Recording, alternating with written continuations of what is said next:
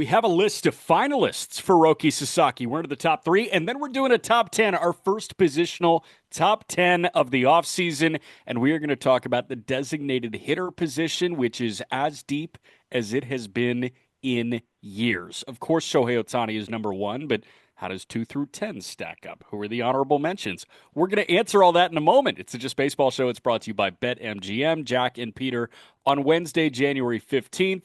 Again, folks, be sure to like, subscribe, do whatever you got to do to make sure that we keep on populating on every single feed that you have. Petey boy, how are you, man?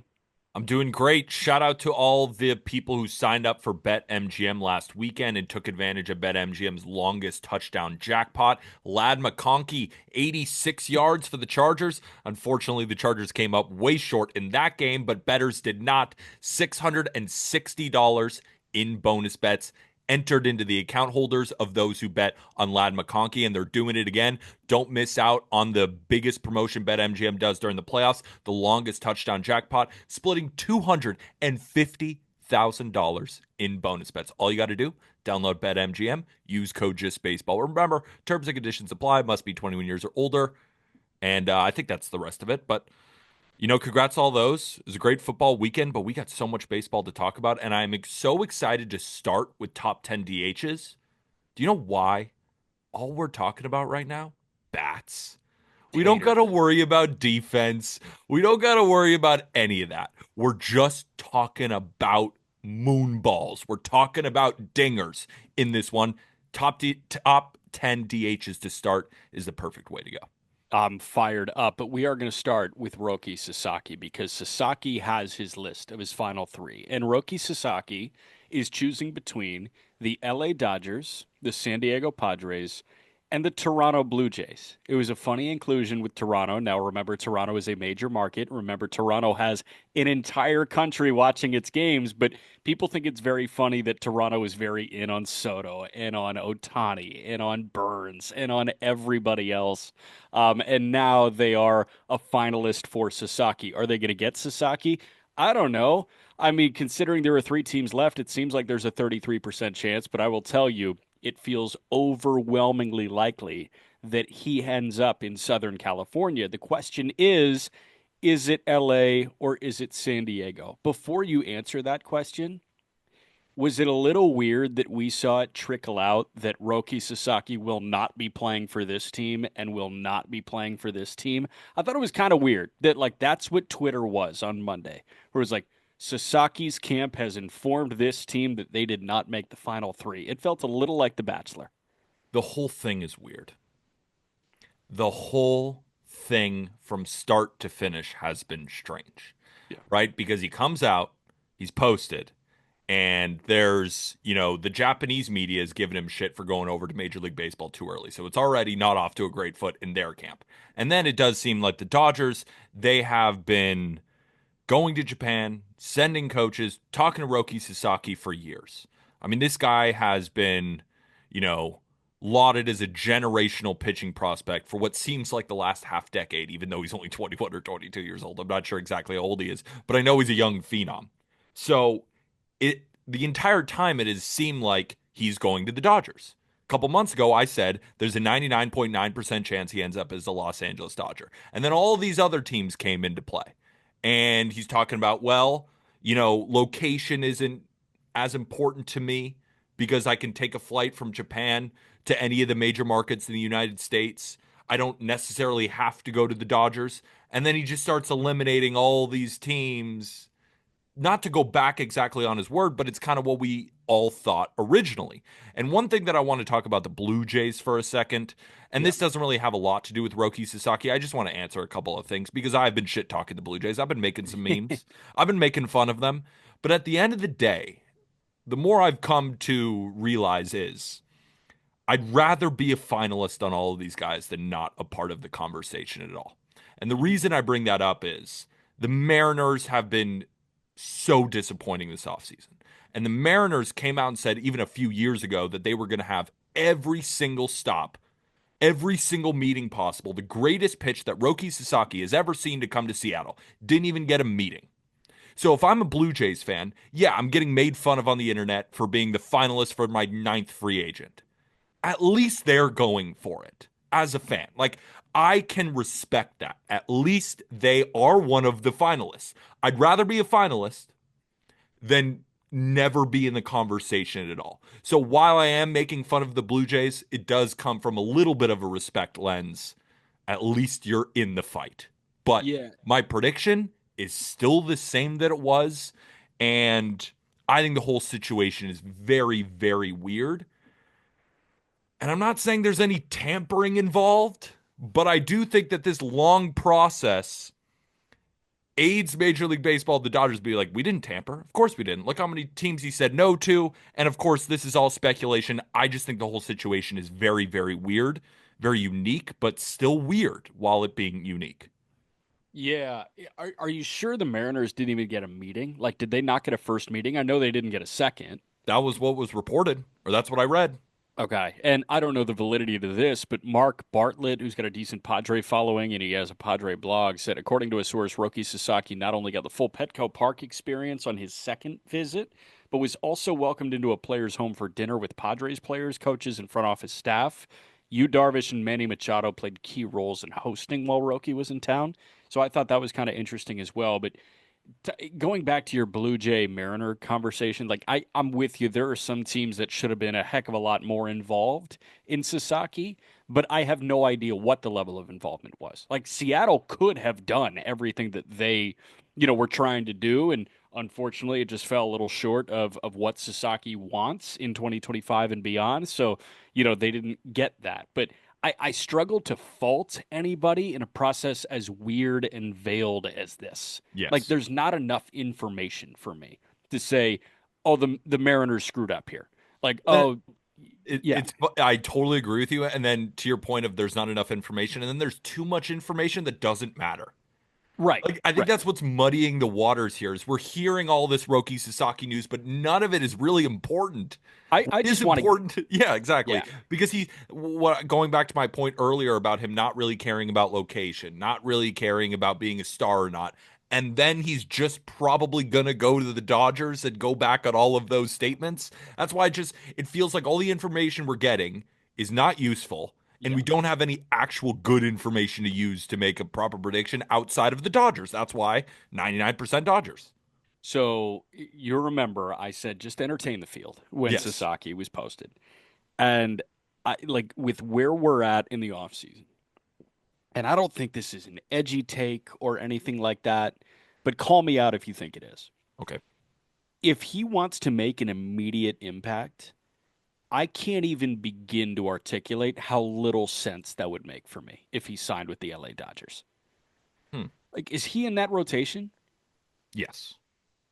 Okay. Are They'll you figure out a way to get him in that rotation. I mean, I okay? think he'd be No, competing. let's figure out a way. Before you Okay. say that, let's figure out a way. Yes. Snell, Otani, Yamamoto are in Yes. the rotation. No Glass doubt is in the about it. rotation. No doubt about it. So now Sasaki slash Dustin May slash Gonsolin slash Knack slash Bobby Miller. Let's be real. You're picking Sasaki over everybody there. Or at So least what you're do you? starting with that. And the Dodgers could go with a six-man rotation, right? All those guys you named. What's a common denominator? Injuries, right? Shohei's coming back from TJ, right? Tyler Glasnow has been injured almost every single year that he's been in Major League Baseball. Blake Snell is not a massive innings eater either. Say that 10 times fast. Innings eater either. Thanks for showing me up. Yeah, you bet. But I also did tongue twisters before I called a basketball game like every single week for years. You're a pro at that. I'll give it to you. Like I think every Major League Baseball player should have a little bit of an ego. And I think every athlete that is hyper competitive should have a little bit of an ego. Maybe a lot of bit of an ego, depending on the role.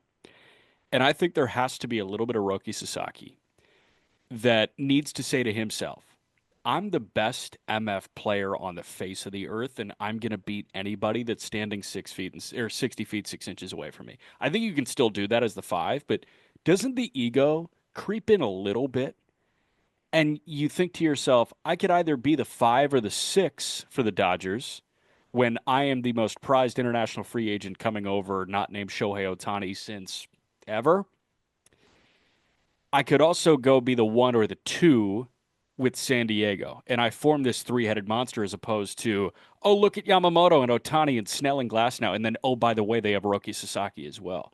I don't want to be an afterthought if I'm Roki Sasaki. So that is me trying to get into the mind of an ego-laden elite athlete. And maybe he doesn't have that. Maybe he's perfectly content being the five or the six and being a cog in the machine and wanting a bunch of rings.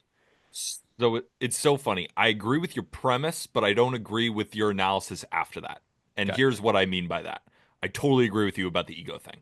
I totally agree with you about coming over to the Dodgers and how you are immediately not making the type of impact that you would with the Padres or with the Blue Jays. Yeah. But here's the thing.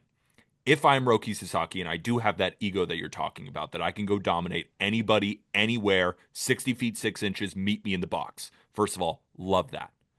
Isn't he thinking in his own head, if I go to the Dodgers, I can be the best pitcher on that staff? I can. I can be better than Blake Snell. I can be better than Glass now. I've gone up against Yamamoto. I've gone up against Otani. Maybe not next year, but in 3 years, if I reach my potential, he could be up there without all those guys. And it's not like the Padres have nobody. He's not coming in and immediately being better than Dylan Cease. Yeah.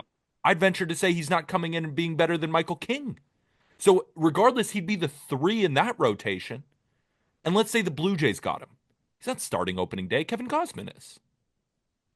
Right? So no matter what situation he's going into at this young of an age, he's not immediately going to be the number one pitcher in that rotation. He's not going to be the number one pitcher in any rotation for a contender right now, for a real World Series contender. Yeah. Right? We can go through it. He's not going to the Phillies and he's not beating Wheeler. He's not going to the Braves. He's not beating Sale. He could probably go to the Mets and beat one of those guys. But again, he told the Mets no. Yeah. So how important is that really? Because Kodai Senga's there. They just got Juan Soto. They have Steve Cohen. They have Stearns.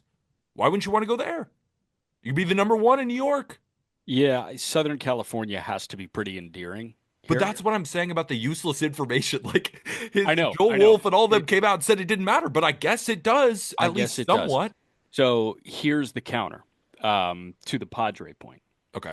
Okay, 2025, he might not be immediately a better pitcher than Cease or even Michael King. Guess who's a free agent after the 25 season? Michael King. And, Dylan Cease's too? yep, Mm.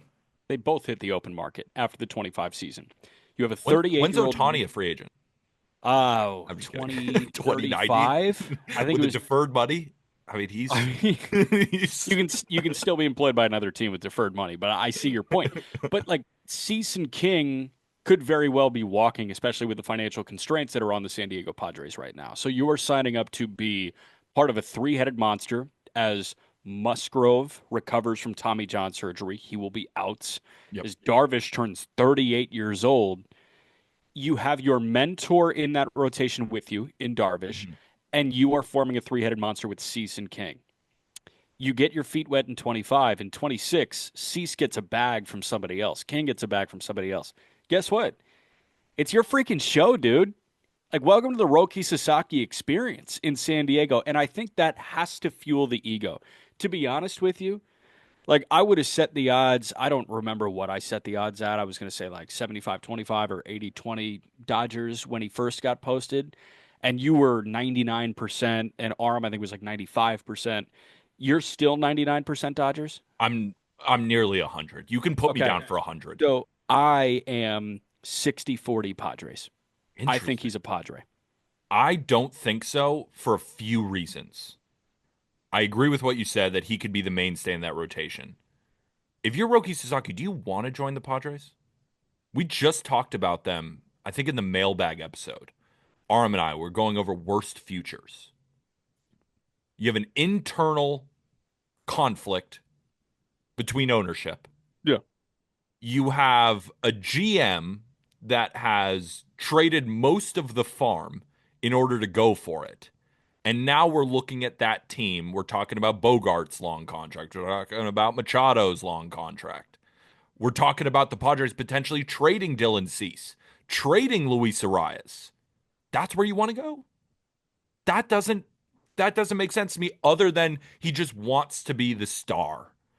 And I think there's an element to being a star on the Padres, but if the Padres are a middling team and you're the best pitcher on there, how big of a star are you really? Right? You want to go win World Series. So I just don't see it with the Padres other than the location is close to LA. And if it's about location, you're just going to LA anyway. Because the star factor, like, do you think Mookie Betts' star is getting crushed by Ohtani? Not really. We all love Mookie Betts. I have a Mookie Betts poster right here, a painting.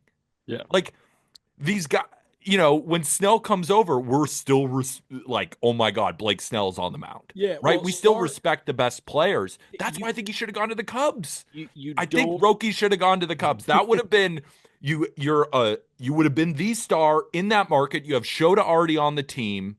They need a righty starter. Suzuki already on the team. Seiya Suzuki already on the team. Like that was the perfect for what we were told Roki wants. Yeah. And then him telling the Cubs, no, you don't want the Padres. You don't want the Blue Jays. You're going to the Dodgers. That's it. Interesting. Interesting. Okay. Now counter of the 6 years that he will spend in San Diego, assuming they do not trade him when he gets to arbitration, you will have 5 of those with Jackson Merrill. You will have the entirety of your time with Fernando Tatis Jr. In his age 26 season and beyond. You will have the entirety of that time with Manny Machado as a future Hall of Famer.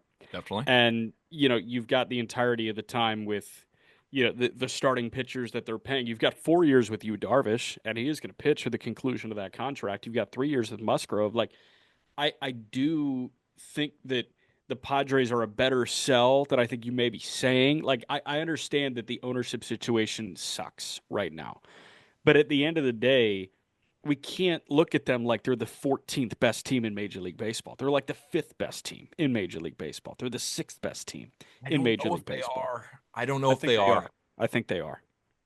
Oh, okay, that's fair. That maybe we just disagree there, and that's why we're kind of parting. I just see the Padres as a team with Dylan Cease and Michael King, who are going to be free agents soon, and a team that has been willing to sell pieces like that Yeah. before they hit free agency in order to reinvent the farm. Right? Of course, you still have Merrill, you still have Fernando Tatis Jr., you still have Manny Machado, but there's a reason he didn't keep going. Right? I think that the Padres in the next 5 years, when we're talking about Roki, maybe not next year. I can get with you on next year if they don't trade Cease, if they don't trade King, and let's say they go add more pieces. Yeah. But this team lost Blake Snell, this team lost Tanner Scott, and this team is not far removed from having Juan Soto.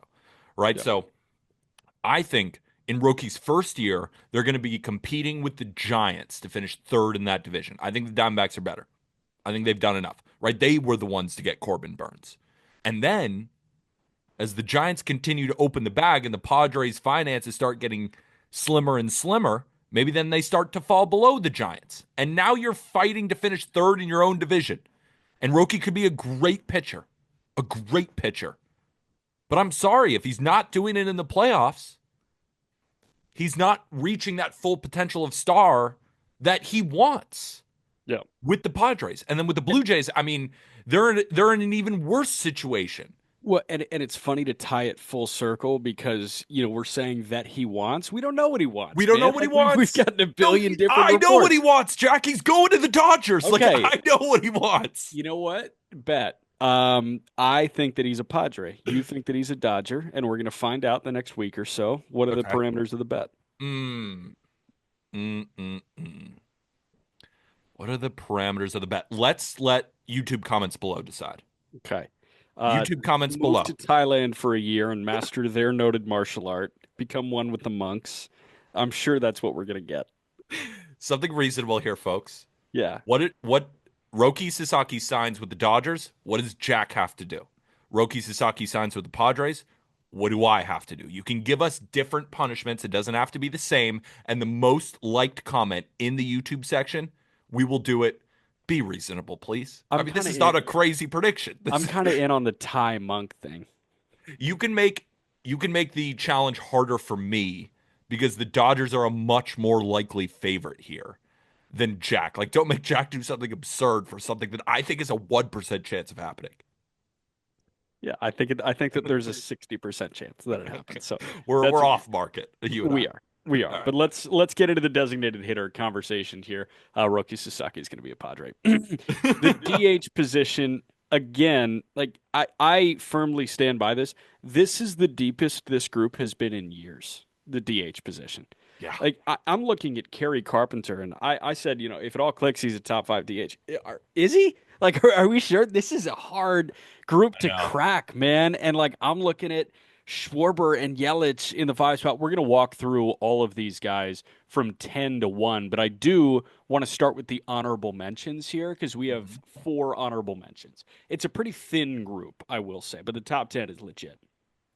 Our four honorable mentions: Andrew McCutchen, who just re signed with the Pirates, Jorge Soler, who was just traded to the Angels, Kyle Manzardo, the rookie from Cleveland, and then Masataka Yoshida with the Red Sox. Do you have anything to add on those guys? Like they are so very clearly tier three DHs in Major League Baseball. Well, isn't Jorge Soler one of our honorable mentions as well? I just mentioned him. Oh, my bad. I must have just blacked out while you said Yeah, that. Yeah. you don't listen. That's fine. And I think the reason why is I wanted to make a point of how good the DHs are, piggybacking onto what you were saying, is that Yeah, Jorge Soler is an honorable mention. yeah, Like Jorge Soler is coming off a year. We put up a 119 WRC plus. He had 21 bombs. He was still a good hitter. Of course, some of that power gets dampened at Oracle, but at the same time, he's a guy who can get the ball out of any ballpark ever, right? yeah, So it's just wild that a year in which Jorge Soler is not on the top 10 DHs list. And coming in at number 10, I don't want to get to it right now unless you want to, but this player, again, postseason hero, yeah, legit player, yeah, and he's at 10. yeah. Do you want odds or evens? I'll take evens. Okay, why not? I'll get after the man. So at number 10 on our top 10 DHs list, Giancarlo Stanton of the New York Yankees. We're talking about bats here, and this guy swings a mallet, right? He probably took one of the gavels from the judge's chamber and has been using that as a bat now with the New York Yankees. This guy hits rockets. We know that. We know that he has some of the best bat speed in Major League Baseball. We know that he's coming off a year with 27 jacks, a 116 WRC plus, but that's kind of where the allure of Giancarlo Stanton ends, at least in the regular season. Because you watch Giancarlo Stanton play and you think to yourself, is he the worst athlete in Major League Baseball right now? Yeah. Because he can't run. He clearly can't field because he's in the DH spot, which is fine. That's not what we're worried about.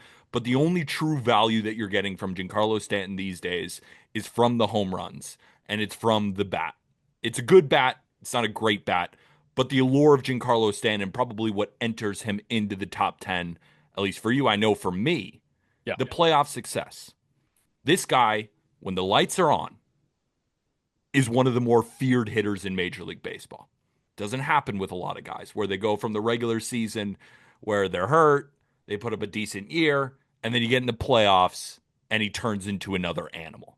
So Giancarlo Stanton is clearly one of the more feared hitters when the moment is bright, but in the regular season, you just hope he can give you 130 games, get you 25 to 30 home runs, just get his body into the playoffs for him to make the largest impact. Yeah. So I like, and you can follow along in the episode description. We have the link to all of these articles and the voting committee. I don't know why I said committee, but the voting committee was us three. So you, me, Aram, and then our three main editors at Just Baseball: Ryan Finkelstein, Leo Morgenstern, Eric Truden. And what we did is we put together our top 10 lists in a Google sheet and we meaned out the average score. And the guy with the lowest number was number one. The guy with the highest number within the top 10 was number 10, yada, yada, yada. So each of us have our own unique list. And for the positions like catcher, we ranked them 1 through 15. So, it extends. With DH, we did 1 through 10, and everybody else got a score of 15. Um, was I the only one to have Stanton 9 I as think s- opposed yeah, because Jock Peterson, spoiling it right now, but I'll do the old presentation too. But like it came down to Giancarlo versus Jock Peterson, and I sided with Giancarlo just because you're getting an all-time talent in the postseason. And something I made sure to note in the write-up is This guy has a 994 postseason OPS. That's the fifth best mark of all time Yeah. among players with 150 or more at bats. The guys in front of him, George Brett, Carlos Beltran, Bryce Harper, Albert Pujols. I think you could make the argument that all four are Hall of Fame players. Yeah. Like, dude, I mean, he's amazing. And the conversation around Stanton, especially post COVID, is oh, he isn't what he once was. He's no spring chicken anymore. I understand that. I totally get that, and it's been pretty rough to watch him run the bases, and he hasn't played. His last three seasons, 110 games, 101 games, 114 games. But his home run totals since COVID: 35 and 139 games in 2021, 31 and 110 games in 22. 24 and 101 games in 23, and 27 in 114 games in 2024. When he's on the field, he's still hitting bombs. Yeah. His Yankee OPS in his New York career at this point, for some reason, Baseball Reference is blocking it for me right now. But like, it's legit, man. His Marlins OPS was 914. His Yankee OPS is 806. Like, it's still very solid.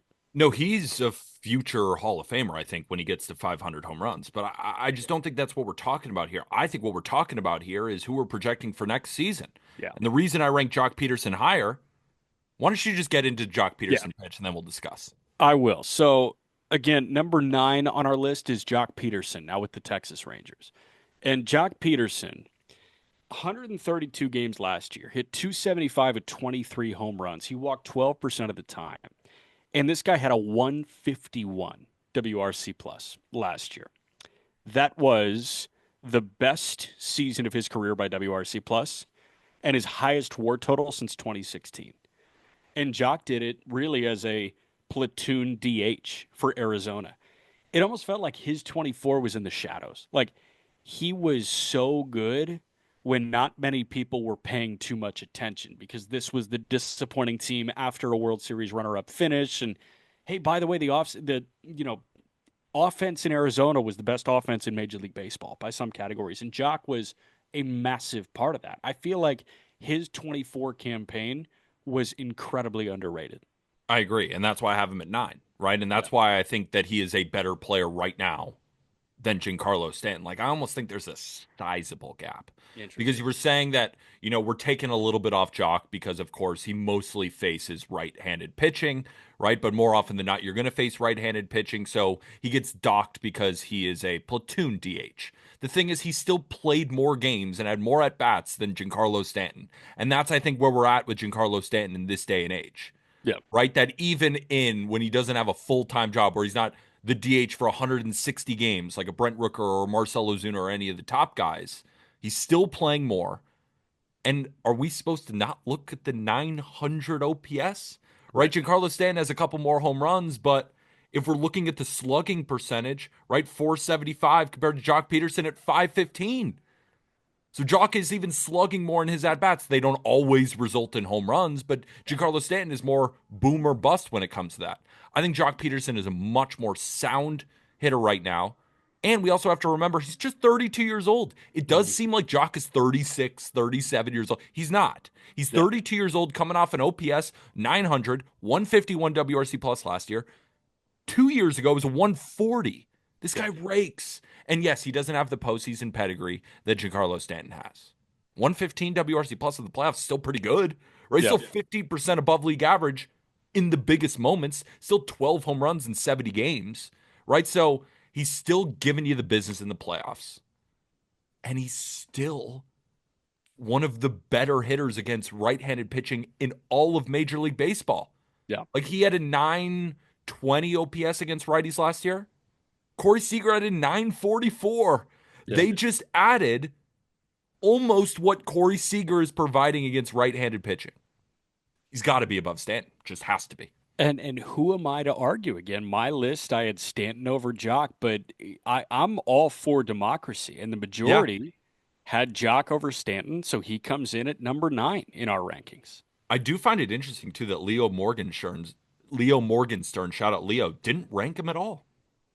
Didn't come into the top 10 for Giancarlo Stanton at least. Yeah, didn't rank Stanton. He ranked Mm. Jock. Yeah, he ranked He Jock he had Jock number 8. 8. Yeah. I got to get a good look at his list again. We ready for number 8 on the list? Yep.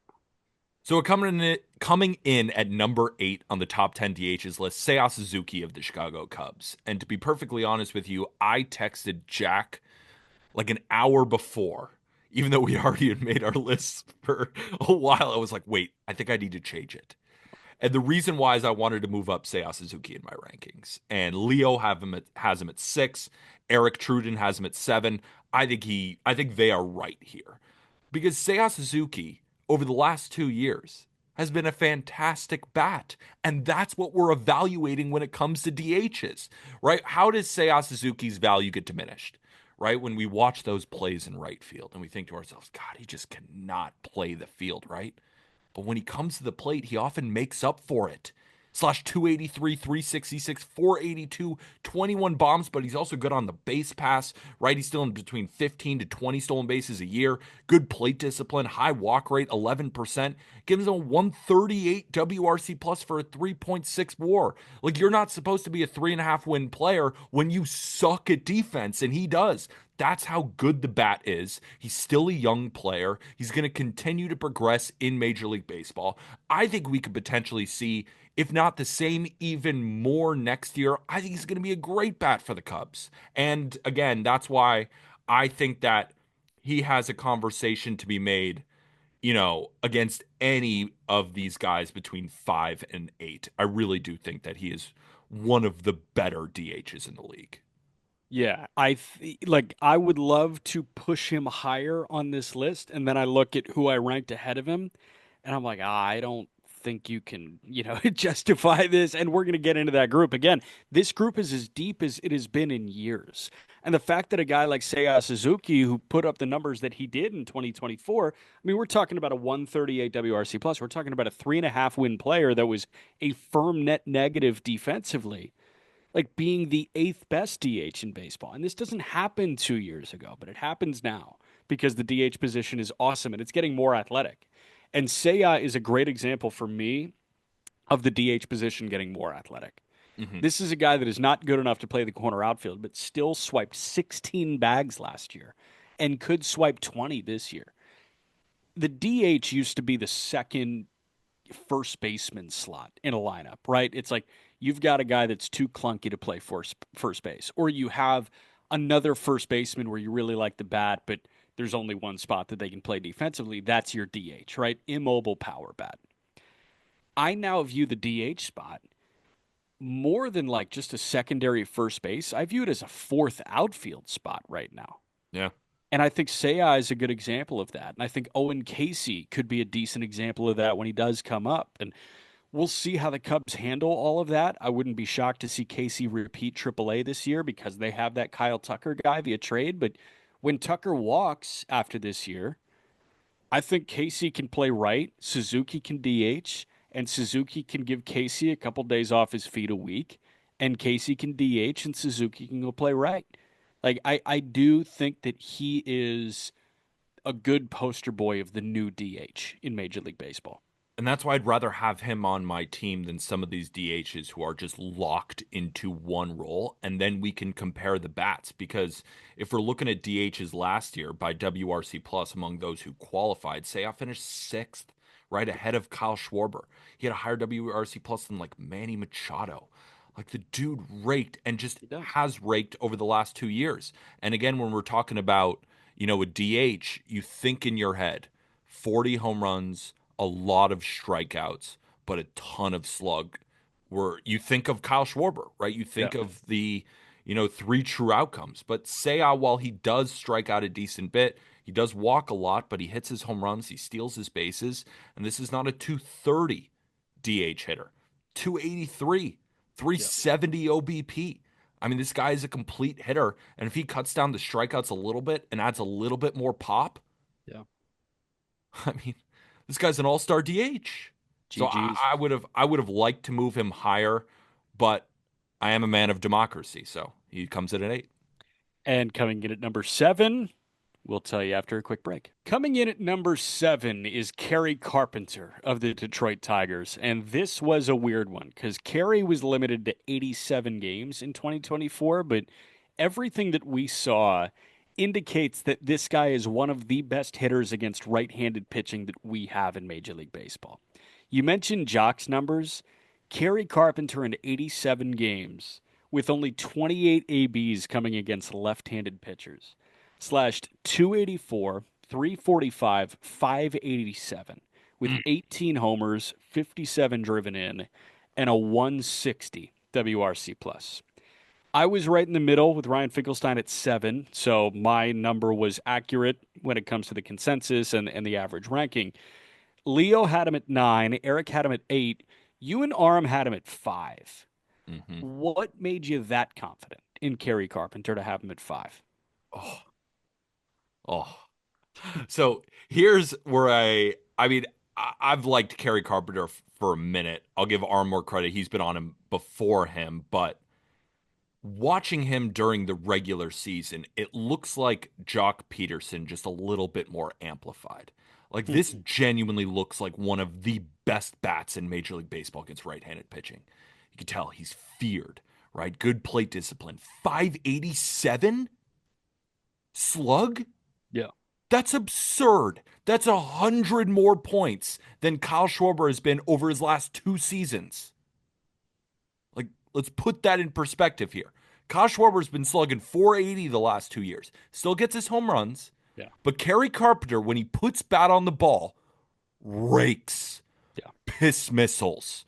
Right? Schwarber, it just seems like he hits the ball harder because he's way bigger, And right? he hits a bunch of homers. And he hits a bunch of home runs. But Kerry Carpenter is spraying balls all over the ballpark. And we have to also remember he's playing in the cold months in Comerica, right? They drafted Spencer Torkelson #1 overall, and he hasn't been able to handle the elements, right? The Detroit Tigers, when's the last time they've had great hitters from Miguel Cabrera winning the Triple Crown? Like, it's been a while. It's hard to hit in this park.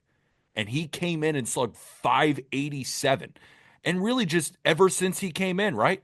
2022 plays 31 games, his rookie year, puts up a 125 WRC plus, is clearly a good hitter, slugs 485. May I remind you, Schwarber slugged that last year. 2023 plays 118 games, hits 20 bombs, hits 280, slugs 471, 123 WRC plus, another good season. Then this year, he's one of the best hitters in baseball against right-handed pitching and slugs 587, and he's 27 years old. Yeah. This is the bat I want next year over most bats. So again, that's where I'm coming from here. It's a DH, but he's Yeah. also got a little bit of athleticism. He can steal some bags too. And I also just felt that when we were all watching the playoffs and we were watching the Detroit Tigers, who was the one bat you were IDing, being like, please, please, we got to move past him? Kerry. Carey, like by a decent margin. In Yeah. those Guardians series against the Tigers, it was like Jose Ramirez and Kerry Carpenter in terms of guys who I was afraid of in the moment. They were equal. Yeah. Maybe not everybody else shares that, but that's what I felt in the playoffs. And Real that's quick. why I'm moving him up higher. And I think he can replicate this over 162. And if he can, he puts up a Brent Rooker type season. Wow. Real quick. You mentioned he can steal some bags. How many stolen bases did he have in 2024? You know, zero. But he did have six the year before. Yeah, he had 6 in Can, 2023. right? He was a little bit injured. We'll give him credit. Yeah, he didn't have a stolen base, but I know he can, and he did have He, six in 23. he didn't even attempt one. He was 0 for 0 in the stolen base department. I Smart, love that. He could swipe smart. some bags. Yeah, smart. Didn't try, didn't see the lane. Didn't get caught. Yep, Yeah, I didn't don't get blame caught. him. No, I see it, and I'm firmly in the camp that we need to stop platooning Kerry Carpenter, and Yeah. like I do think that there's some validity to that Rooker type approach, but for me, I look at the rest of this group, and I was like, I just don't think that I can justify. I was ready to like put him at 5. I was like, I'm going to figure out a way to make this guy 5, and then I got to the final 6. I was like, I can't do it just yet. Like, give me a year where he actually hits against lefties, and then I can do that. But I can't put a platoon guy ahead of some of these guys. And I do want to get to number 6 right now. Hold on, hold on. Just another stat to show his Yeah. incredible ability to hit right-handed pitching. Last season, 994 OPS and 264 plate appearances against Yeah. righties. That was a higher OPS than Rafael Devers, Yep. Gunnar Henderson, Freddie Freeman, and Bryce Harper. You wrote that. I did write it. How can you write that and then be like, yeah, seven? No Because way. number 6 was 21 for 22 in the stolen base department in 70 something games. I also love him. I love number six. So I'm fine with it. We can get straight into it. But I did rank Kerry Carpenter above this man, but this is a bad man. Yeah. And that man at number six, Christian Yelich. I mean, he's back. Back is feeling pretty good. 315, Before he had surgery, and then he had surgery, and you hope that his back feels all right in 25. 315, 406, 504. That's what you're looking for when you're looking for a Hall of Fame slash line. 300, 400, 500. That's what he gave us. But he also gave us 11 jacks. He also gave us some stolen bases, doesn't strike out, 13% walk rate, 153 WRC plus. This is what Christian Yelich looks like when healthy. Now I know he was in between surgeries. He got the surgery before and now the surgery after. But we saw what a healthy Christian Yelich looks like. And maybe not even at his full health. This is what he provides. Again, for me, I'm so concerned about health. But if we're Yeah. talking about, like, I think I'd rather have Yelich healthy than Kerry Carpenter. I'd rather have Yelich healthy than, I mean, we could go down the line here and really, really do this where I'd take him three. I'd put him three. I'd put him right behind Otani and Jordan. I'd put him three. I don't care. I would. But the health. That's the only reason why it Yeah. comes at six to me. Is I'm just nervous about him moving forward. And 11 home runs is not great, but he still slugged a lot. Still ripping doubles. Just hits I the get it. piss out of the ball. I love Yelich. I love I him. get it. It was his third All Star nod. His first two came when he was arguably the best player in Major League Baseball in 2018 and 2019, when he won an MVP and then upped his OPS by 100 points and was likely going to win another MVP before he had that freak injury near the end of the year. But Yelich, like you got that taste of, wow, this is the old Yelich. This is the Yelich that we've been begging for quite a while. And you mentioned some stolen bases. 21 for 22, man. Like, this is what I'm talking about. This Yeah. is the athletic designated hitter. Yes. 73 games, 73 games. He was 21 for 22 in the stolen base department, and he had 11 homers. Is he going to hit 40 like the other guys on this list?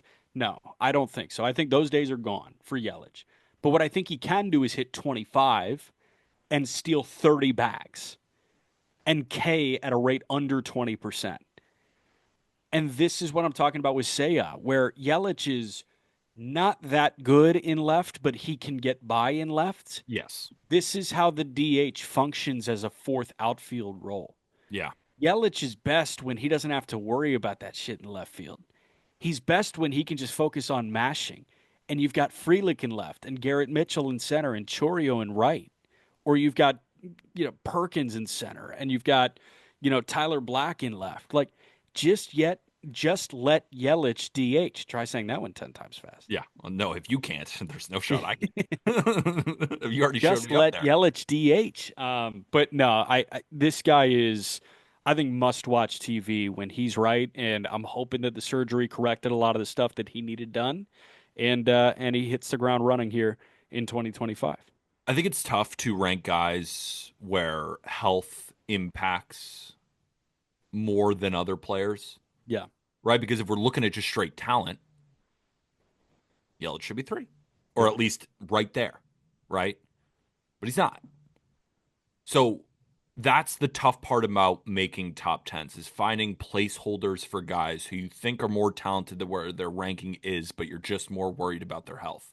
So six feels like a good sweet spot for him because he has the upside to be top three, and he also has the downside to unfortunately not make this top 10 by the end of the season yeah. if injuries just continue to hurt him. And obviously Right. coming off a surgery certainly doesn't help. So I like him at six. Yeah. This is where we get to five. Yeah. And number five on this list is a familiar name, and it's Kyle Schwarber of the Philadelphia Phillies. I know that he can be a bit polarizing. And Ryan Finkelstein had him at four. I had him at five. So did Leo and Eric. You and Arm had him at seven. Yep. I'll run through the numbers.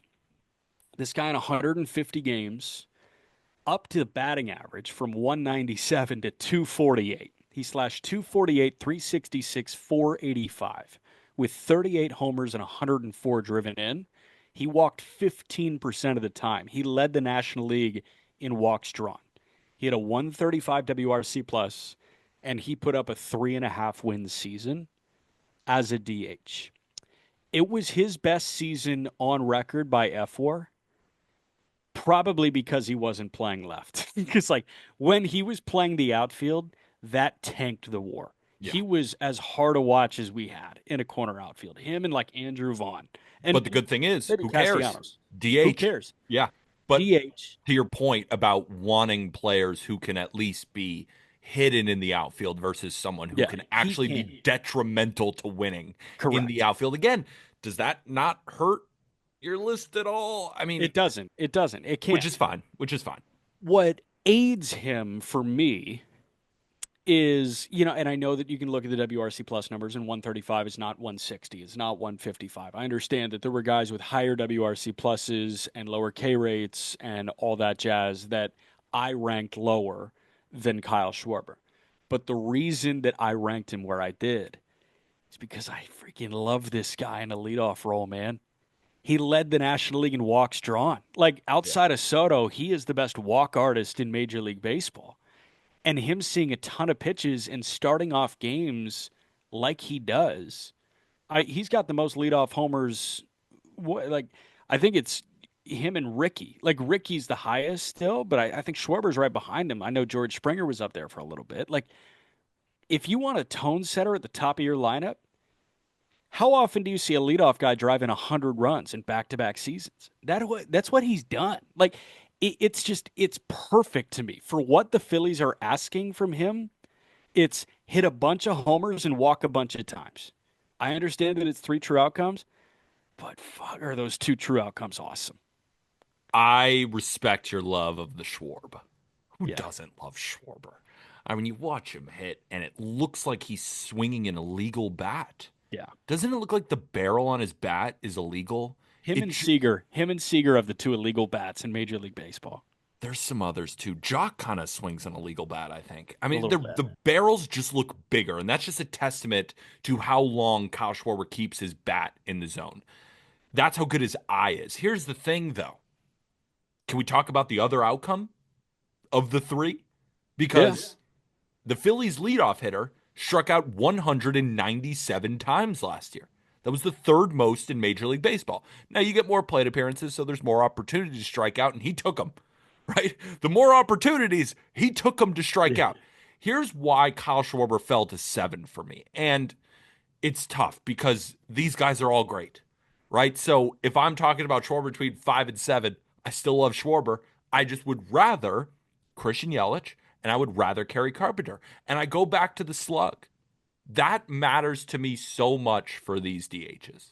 Yeah. Like I need them to slug. And if they aren't incredibly elite at slugging, do you steal bases? Do you hit for a high average? Do you do other things in the box to make you a complete hitter? Which Kerry Carpenter does, which Christian Yelich does, which Seiya Suzuki does. Yeah. Schwarber hasn't slugged 500 since 2022. And in 2022, he slugged 504. Kerry just slugged 580. I love Schwarber. I understand why he comes in at 5 because if we're talking about a high floor, how many times has Schwarber proved it at this point? How many times has he played 150 to 160 games, gotten his 40 home runs, gotten his 100 RBIs, got his 360 OBP, and got his 140 WRC plus? Yeah. We know what he's going to do, and that's why the safety net of Schwarber at 5, I understand. I value the consistency of getting 35 to 45 home runs, maybe even 50, and getting near 100 RBIs. And that's why I respect it. And that's why I didn't come in and change my list and drop Schwarber like below Seiya. Right. But that's what I felt. But again, all these guys are so good. Like They're all so when good. June comes and the wind's blowing out at Citizens Bank Park and you get to go to a game and Kyle Schwarber's on a heater. I mean, it's the best. Yeah. It is the best. It rivals any month like we're talking about mythical creatures on the mailbag episode. Yeah, June June Schwarber. Schwarber is box office. Yeah. Box office. But does get a lot of his production when it's really nice to hit in Citizens Bank Park. And then the other months, they're good. And he's Yeah. still a good postseason hitter, and he's still a great hitter. I would just rather have Carey next year. I'd rather have Yelich, and I think there's an argument to be made for Seiya over him. But am I going to get mad that Schwarber makes the top five again when he No. deserves it? No. No. But for the sake of the argument, it is fun to debate these, but For it's sure. I get Yeah. it. Give me number 4. So coming in at number 4 on the top 10 DHs list is a man amongst boys, Marcell Ozuna of the Atlanta Braves. I mean, 302, 378, 546, 39 jacks. Almost put up a 5-win season as a DH who wouldn't be caught dead in the field. No. Still walked. I mean, he kept this Braves offense afloat. Or we're talking about all these bounce backs. Who are we not talking about? Yeah. Marcell Ozuna. Now, Marcell Ozuna, even Braves fans, like give us a little of a break here. Like he doesn't have that great of off the field history here. So applauding him and being like, oh my God, we love Marcell Ozuna so much. We ranked him at 4. He crushes baseballs. He's incredibly terrifying. He's like Kyle Schwarber. If Kyle Schwarber hit 300, this is one of the more feared hitters in the National League. It's back-to-back years. If it was like just on the heels of 2023 where he hit 40 homers and hit 274, I'm like, okay, yeah, like I'm putting Schwarber ahead of him. I'm probably putting Kerry Carpenter ahead of him. But the fact that he followed up a 270 clip with 40 and 100 with 302 with 39 homers and 104 driven in, like the fact that he did it back-to-back years validated for me that this guy is just a gargantuan human being that Yeah. knows how to run the barrel into the baseball. Another guy And with an illegal barrel, I think. yeah, it could absolutely be. Big old barrel. Could Just be. sitting in that zone, just crushing. Yeah. Doesn't matter if it's high velo, doesn't matter if it's off speed. You throw it in the zone, it's going out hard. And just, is someone going to catch it or not? And 39 times they couldn't. And all those other doubles, driving in runs, while being pitched around on this Braves offense where Matt Olson looked like a shell. Yeah. Albies was hurt. Acuna was hurt. Riley was a shell and hurt. And hurt. Yeah. Who you got to beat Arceus to beat? sucked. Yeah. Terrible. Who do you got to beat the Braves? You got to beat Marcell Ozuna. For 2 months there, maybe even 3 months, it was just Ozuna and you couldn't beat him. And you couldn't beat him. I was on 340 homer watch with Rooker for the final 2 months of the season. I should have been on it with Ozuna because like he finished a home run shy of 300 with 40 pumps. Yeah. That's reserved for the best in baseball. Yeah. So Marcell Ozuna still swinging it. And it's like, you look at the Braves offense next year. And of course, you still got Olson. You still got Riley. You still got Acuna. Albies, Albies, of course. Sean Murphy, you're Sean banking on a Murphy. bounce back. You've got Drake Baldwin coming through. Like, dude, Who's hitting third? The Manimal. yeah. Yeah. And he's going to keep raking Yep. for as long as Major League Baseball lets him. Yep. Ozuna got what? Let me pull up the voting here. Marcell Ozuna, I had him 3, you had him 3, Arm had him 3, Eric and Leo had him 4, Fink had him 5 because he Oh, had true. Schwarber 4. Yeah, true. So we do have him at 4. I did have him. All of us had him at 3. And the freaking Yeah. editors ruining our rankings. But I I'm will totally say fine having him at 4 if we're talking about guys who we like. they might have been right. Number 3 is Brent Rooker of the Athletics, the newly extended Brent Rooker. You, me, and Arm had him 4, but Fink, Leo, and Eric had him at 3. Yeah. Rooker in 145 games slashed 293, 365, 562 with 39 homers, same total as Ozuna, 112 RBIs, 8 more than Ozuna. He was 11 for 14 in the stolen base department. And he had a 164 WRC plus, 10 points higher than Ozuna. And he had a 5.1 F4, which was zero point 0.4 WAR points higher than Marcell Ozuna.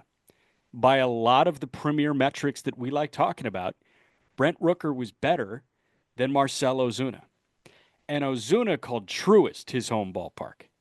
Rooker hit 39 calling the Coliseum his home ballpark. Fully deserving of the extension. From 2020 through 2022, this guy was like nothing. I mean, a 668 OPS. He got 270 plate appearances. And now he has 69 home runs across the last 2 seasons since coming over to Oakland. He found it, man. He's a huge human being. I saw Major League Baseball posted a video on Instagram of him mirrored to the left side, and it was the prettiest swing I've ever seen in my entire life. Gorgeous. Like, I mean, there's so much to like about Rooker, including the breakfast spot thing. Like, he finds the best breakfast in every MLB city imaginable. Everything he does, I love. Like, you have to Yeah. go follow him on social media. Like, and then on the field, right? Which we're Yeah. mostly talking about here, but I agree with you. Like, everything is awesome about Brent Rooker. The fact that he signed that extension with the A's, even though they had to because they have to pay people, They but have to spend they money. paid the perfect person both on the field and off the Yeah. field. The only reason I rank Brent Rooker below Marcell Ozuna is Brent Rooker has done it once, Marcell Ozuna has done it twice. Yes. And you're talking about, well, Brent Rooker, slightly higher WRC plus, a little bit more RBIs. Who gives a fuck? I mean, really. I mean, let's be honest with each other. They all rake, all these They all guys. rake. It's really just like, who's your cup of tea? And for me, I have more faith that Marcell Ozuna is going to do it again versus Brent Rooker just because he has done it, But when he right? does it a third year in a row, And who's telling us that he's not going to? Like Brent Rooker, very realistically, like I'm not saying he can't do it for a second year. One guy has just done it for a second year. yeah. So that's really it's we're splitting hairs here. And That's and why him at 3, 4, like yeah. it doesn't matter. They all rake. And Rooker's 2023 was great, but it wasn't Marcelo Zuna's No. 2023. Yeah. And to be fair, like Kerry Carpenter has only done it really once, Yeah. right? When he's been on the field, he's been a good hitter, right? Yeah. 125 that's good. Right? Like Brent Rooker is not a guy that since he came up was 120, 120, and then 160. It was not even having a spot, Yeah. a good season, then this. And we're just so happy for him. So that's why I just had to rank Ozuna above him. I understand. And that's my And you reasoning did too. too. But Yeah. those were the split votes. Like there was not a consensus ranking from 10 to 3, but 2 was unanimous and 1 was unanimous. The second best DH in baseball is no other than Yordan Alvarez of the Houston Astros. I mean, no shit. 308, 392, 567, 35 jacks, doesn't strike out. You want to face him in the playoffs? Absolutely not. He's among those players where bottom of the ninth, 2 outs, runners on to win the World Series. How many players are you taking over Yordan Alvarez? He's David Ortiz. He is our modern day Hall of Fame track, as close to perfect of a hitter as you can get. Yeah. He's big, he's burly, hits a ton of home runs, hits a ton of doubles. You'd expect some swing and miss in there. Nope. 15% strikeout rate? It's absurd. It's absurd for a guy of his stature. But because his swing is so perfect. I mean, it's short, it's compact, and he uses his enormous legs and huge torso to just crank balls. Crank them. When we look at the Astros dynasty, Jose Altuve is going to be that first ballot Hall of Famer. Yordan Alvarez is going to be the same as long as he continues down this track. And who's going to stop him? Who's going to stop him? Nobody. Nobody on earth could stop that bad man. Yeah, he's got it. He's got it for as long as he wants it. You know how long I've been on that train. Oh, I Like mean, I think Jordan is the most fear-invoking hitter that we have in Major League Baseball. I think Jordan is right there with Judge and Otani. Like when it Harper. comes Yeah, to just fear of God in you. If yeah. you're standing 60 feet 6 inches away, or like if you're at first base, I do not want this dude pulling a ground ball my way. Hell no. Hell no. Hell no. Playing first base with him up, I'm good. I'm Second good. base, that means he gets really into one, hits like almost up the middle. No thanks. I'm good. I mean, this is left-handed Vladimir Guerrero Jr. The amount of times that he just gets into a ball at 114 or 115 is beyond me. Against anyone, right? We're talking Against about some anybody. guys here are platoons. Lefties, good luck. I mean, I'd prefer a righty in the playoffs at this point. Anytime they bring in a lefty, what's he doing? 440 straightaway center. We remember Jose Alvarado. We Yep. remember Robbie Ray. Why are you even putting in a lefty? It makes sense that you should, but you shouldn't. Yeah. And then what? You're going to face him with a righty? Yeah. No, because he demolishes righties. There's no platoon problems. There's no problems in the biggest moments. There's no problems at all. It's just Jordan, and then of course the alien at number one. Yes. But I want to run through Jordan's years because now he has given us 5 full quote unquote seasons of Major League Baseball. He won the Rookie of the Year at 22 years old in 2019. He won it in 87 games because he hit 27 home runs in 87 games. Like, didn't even have a second to breathe with him. Hit Like, it wasn't three. like, oh, this is, a tough area for Jordan. Maybe he's got to mature. Nope. Nope. As soon as he entered, jacks, and it Yep. hasn't stopped. 27 homers in 87 games. He hit 313 with a 412 OBP. He was hurt in 20, comes back in 21, his age 24 season. It has been the worst season of his major league career to this point, where he had an Terrible. 877 OPS, 33 homers, and 104 driven in, hit 277. Terrible. Worst season of his career to this point. And then in 2022, he plays 135 games, dealt with some injury, but hit 306 with 37 homers and 97 driven in. And then he deals with injury in 2023, but he hits 293 with 31 homers and 97 driven in. Gets on base at a clip over 400. And then in 2024, he gave us 308, 35 homers, 86 driven in.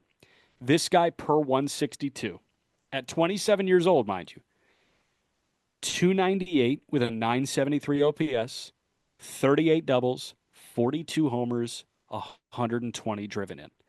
And maybe the best part of Jordan Alvarez with all those per 162 numbers, career K rate, 20%. K rate last year, 15%. A 15% K rate. Ohtani was 22%. He's perfect. I'm laughing at not only what you're saying, but I'm looking at the strikeout leaderboards.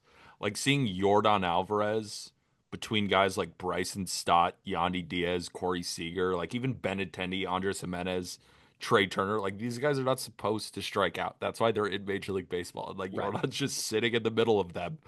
19th among all qualified hitters in lack of strikeouts. I mean, this guy, you want to build hitters in a lab. Yep. You try and build Jordan. You would try and build a guy who is 6'5", 240 pounds, who doesn't strike out, hits 300, gets you 35 jacks every year, gets on base, slugs a ton. This is what you'd make. And this is what we have. And it's awesome. It is Jordan just awesome. Alvarez. Jordan Alvarez zone contact is an advanced metric that we love, right? It's the number Yes. of pitches that you swing at in the strike zone that you make contact with. Yes. League average, I think, is low 80s, like maybe 80 or 82. Jordan Alvarez is 21st in Major League Baseball in 2024 with a 90.7% zone contact. He should not be putting up like contact numbers like the best No, contact hitters in baseball, but he no, does. And he yeah, doesn't need to hit home runs. Like Jordan Alvarez, well, you can make the argument, well, it's not 45 home runs. That's not what he's trying to do. He just hits the ball hard and no, sees where it goes. Like next year he could hit 50. yeah, Next year he could hit 30 and 50 doubles. yeah, It's just where's the ball coming off? Is it higher than normal? Is it lower than normal? Because they're all going to be hits. It's just right. which one of them are home runs. That's why he's phenomenal.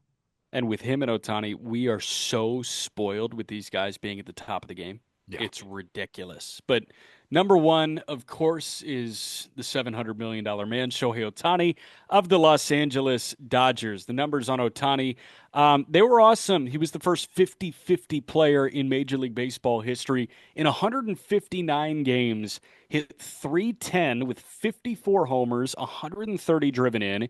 He stole 59 bags, got caught 4 times. He walked 11% of the time. He had a 181 WRC plus, and he was a 9-win player without spending an inning in the field.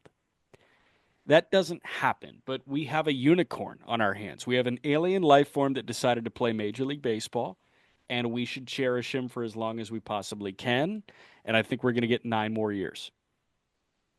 I just, it's the term unbelievable gets thrown out a lot, but this is just No, purely unbelievable. it's the one example of like truly unbelievable in Major League Baseball. And here's what I mean by that.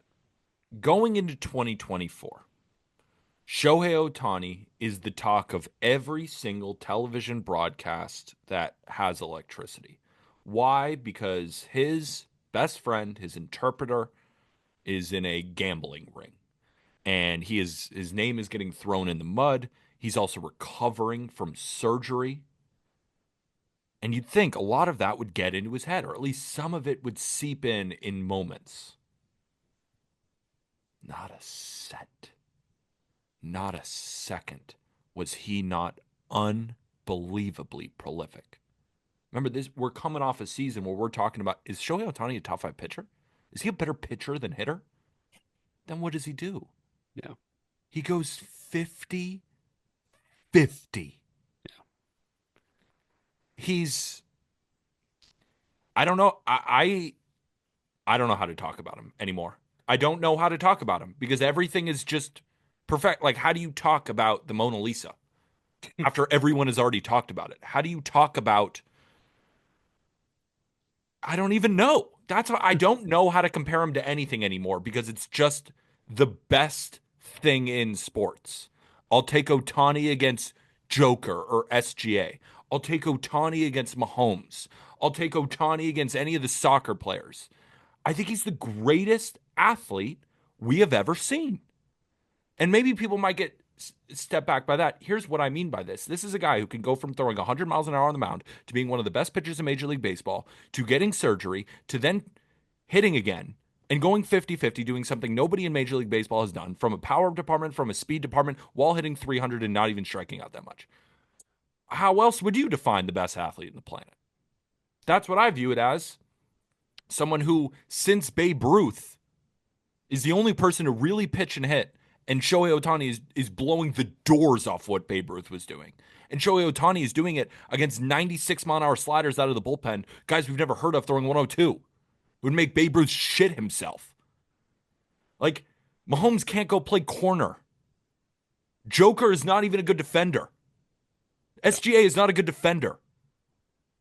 Right? Like some of these soccer players, I don't know soccer enough. Like, is Mbappe a great defender? I don't know. Maybe he is. No, I don't I know. don't think so. No, But probably like not. Like that's the thing. nobody is We're doing what talking he's about the doing. best right now in all of these conversations, right? It's like every other conversation, you mentioned Jokic and Mahomes and all that. And Mahomes could have a case for the greatest of all time when it's all said and done, but like he mastered one thing, and that's the art of quarterbacking. And Otani has mastered the art of two things. Yeah. And we're talking about the best right now when it comes to basketball. We're talking about the best right now when it comes to hockey and soccer and all that shit. We're not talking about the best of all time. But Otani, he has created that best of all time conversation. And I think the only thing that is kind of close right now is tennis. Watching those three, watching Djokovic, Federer, and Nadal go at it all the time. It's like we are watching the best of all time jostle for positioning at the top. But the thing that separates a three-man race for the top and Otani, he's all alone, man. Like there's nobody else that's even close right now. And we're trying to compare him to a guy that like played in 1919. Like we're comparing him to Babe Ruth. Like Yeah. Because that's all we have. Like Bullet Rogan in the Negro Leagues. These are mythical creatures. that's it. Babe Ruth and Bullet We Rogan. are so far away from them. And it's like now we're watching something that has gone through generations and generations of getting better. Like we're at the 50th iteration of baseball since the Babe Ruth era. And it's gotten better each time. Like we're getting more specialized. People are throwing harder, people are throwing sharper breaking balls. And yet he's doing shit that like they didn't do. And I wanted to bring quotes from players because it's one thing for us to say it, right? It's one thing for two guys on a podcast to be like, Shohei Otani's awesome. Listening to players talk about Otani, they're Yeah. tongue tied like we are. They Yeah. can't believe it. They, you listen to anybody, like even the players that we've talked to, when we talk to Walker all the time about Otani, like they don't have an answer because it's unparalleled. It's we're on the new frontier. It's like when astronauts discover a new planet or there might be water and we're asking, tell us all about it. And they're like, I don't know yet. Like, we don't know how good he can be. Because what if next year, after recovering from Tommy John, he throws 160 innings at a 2.8 with 10 strikeouts per nine and does 50-50 again? What do we say? What then do we say? We just keep piling on this? Yeah. There's nothing left to say with him. He's the perfect baseball player, and he's truly the best athlete I've ever seen in any sport I've Yeah. ever watched. I'm 27 years old. I challenge anybody in the YouTube comments below, bring me a better athlete. I'll go toe to toe with Ohtani versus the field. Yeah. And he's an economy. He Like is. there are only a few athletes who become an economy. LeBron James is an economy. Michael Jordan is an economy. Lionel Messi, Ronaldo. Like Trout wasn't one.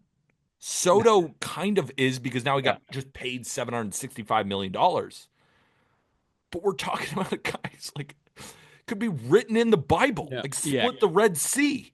Closest thing that we've got is LeBron just because of the longevity thing, but I think the conversation can be had. So it's fascinating. And I also love talking up Otani so much because it makes some people upset for whatever reason. Yeah. I don't Like know. people are gonna be in the comment section be like, "Oh, Glaze Otani," No doubt. Yeah. Send me that and meme it's of the like donut. Yeah. the most brain dead comments. Like you're losing, you're not appreciating like the best thing that we have ever seen. Like if you're truly a baseball fan, like you should be in love with this guy. Yeah. You should be in love with him. Yeah. And whatever your opinion is about the gambling stuff, like the FBI found him innocent. That stuff is so beyond It's buried so for be me. I know it is. I know it is. I just know we're gonna hear it too. It's like, do you think I there's don't a care. large cover up between Major League Baseball and the government to protect Otani? Probably. Like Yeah. no, like Yeah. take They, off the conspiracy, take off the tinfoil hat. I wear it all the time. I know. Take it off and just appreciate. Just appreciate greatness. there's microplastics in the milk. Whatever. Like, you know what I'm talking about here. I, Yeah. I just, I don't understand the Otani hate. It's one thing I like doing this podcast. One thing I can't fathom. Got you. Got you. Take us out, man. Those are the top 10 DHs. But before we end the episode, you think I wasn't going to have a last word for you? Oh, yeah. Good call. You think I wasn't going to have a last word for the people? Now, this one's a little bit shorter. It's not quite about eels, but it is a stat that I found that is shocking and it has nothing to do with sports. According to available data, Mount Everest is widely considered the most expensive mountain to climb, with costs for a guided expedition ranging from around $35,000 to over $100,000, depending on the level of service and route chosen. Did you know it could range up to $100,000 just to hike Mount Everest? I didn't. I knew that it was going to be more expensive than I anticipated because you got to pay a Sherpa and you got to pay for, I think you have to pay for a spot at base camp, things like that. Like it runs up there, but I did not think that it would cost 100 grand to A, climb Mount Everest. a down payment on a nice house or hike Mount Everest, Yeah, where that's crazy. 7,500 people have made it to the top. Unfortunately, 340 people have passed away trying. It's Yeah, incredibly hard. Now, I I did get know it, that. Yeah, right? Like, people, they spend their whole lives training for something like this. And if that's your forte, great. I just can't imagine being like, I'm going to, first of all, who collects the money at Mount Everest? I guess it's the people that work the yeah. I mean, you pay mountain. the Sherpa. I bet you probably pay a Sherpa like $25,000 or something like that. That's They're insane. doing the climb with you. They're just carrying more shit. Like that's the thing. It was I actually know this. The first person to summit Everest was Sir Edmund Hillary and his Sherpa was Tenzing Norgay, I think. And Tenzing like he just carried Edmund Hillary's shit. Like a Sherpa is fascinating to me. It's the Bear Grylls conversation. Bear Grylls did all that crazy stuff. Guess what? There was a guy doing it with a freaking camera right next to him. Like that's harder. So yeah, Your brain is incredible. The fact that you remembered that is unbelievable. Like, actually unbelievable. I'm using it twice. Shohei Ohtani and you right there. I went through an Everest phase. So I went through an Everest phase. Did you ever think about climbing it? Do you have 100 racks in your account to do it? no, I don't have 100 racks to do it, and I'm kind of anti. I did a spin class with my fiance yesterday, and that was tough. So I was like, you know what? If I struggle to get through 50 minutes of PM spin at Lifetime, I'm not going to be able to do that. Yeah, I don't think so. All right, well Um, unless real you have, quick, do you have a last word? real quick, yeah, like super quick, 15 Okay. seconds. I went to Shane Gillis in Dallas Mm. on Saturday. Hilarious. And I did the old Wikipedia search on Gillis. Did you know he went to West Point for like a semester? Yeah, I've heard all that stuff. That I I've heard that clip where he's like a decorated war veteran college football player and like didn't actually do any of those he things. played football at Elon. I just had no idea that he went to West Point. Like that's hilarious Well, to he me. dropped in like 4 days, I think. I know. Like Yeah. that's so funny to me that like that guy ended up at West Point for a day. One of the funniest people on the planet. It's I'm just actually seeing Tom hilarious. Segura in Philly on Saturday. Nice. Yeah. Yeah, I saw Gillis. Gillis was hilarious. Touring Philly this summer. fans, before we leave, I'm going to be in Philly. I've not gone to Angelo's yet. I've done D'Alessandro's. I've done, some of the good cheesesteaks, but Pats. outside of Angelo's, no, Joe and Pat's too greasy. Oh, I got it. That's what I've heard. Yeah, that's too much of a touristy spot. Give me good cheesesteak places to go to outside of Angelo's and outside of D'Alessandro's. Okay. So hopefully everybody enjoyed this edition of the Just Baseball Show, just talking bats, top 10 DHs, did a little bit on Roki Sasaki, and of course the last word segment. And if you enjoyed it all, the best way to support, rate and review on Spotify and Apple Podcasts, like the video on YouTube, comment anything you want. Again, make sure to comment about Jack's bet. And make sure to go get yourself some Just Baseball merch. We have those new hoodies. They are still live. There's still a few left. Go grab them in a bunch of different colors. We're going to come out with some new ones soon as well. And use code Just Baseball on BetMGM. You want to gamble a little bit on it on the longest touchdown jackpot? Get in there. A few bucks, $10 on the longest jackpot. You can walk away with a ton in bonus bets by using code Just Baseball. For Jacob Cullen, I'm Peter Appel. The top tens continue on Friday. And with that, thank you, everybody.